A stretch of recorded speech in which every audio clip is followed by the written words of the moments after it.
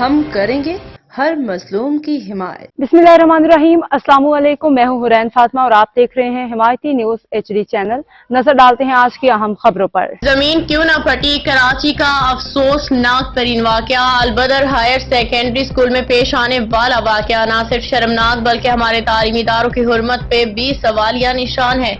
मदरसा के काबिल एहतराम बाहिजाब हाफिजा कुरान उस्तानी को सिर्फ इस जुर्म की पादाश में ज़दोकोब किया गया कि उन्होंने एक तालिबा को क्लास में वक्त की पाबंदी न करने पे मुख्तसर खड़ा किया।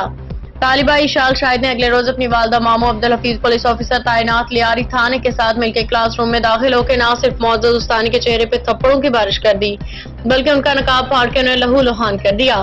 ये वाकया न सिर्फ एक उस्तानी की तौहीन बल्कि इस कौम की माओ बहनों तालीम के हर शोबे पे एक हमला है। हम वजीर आला सिंध, वजीर दाखिला सिंध, IG सिंध से पुरजोर मुतालिबा करते हैं कि अब्दुल हफीज को मुलाजिमत से बरतरफ करके फौरी गिरफ्तार किया जाए। मुतासरा उस्तानी को मुकम्मल तहफ़्फ़ुज़, इंसाफ, इलाज फराहम किया जाए।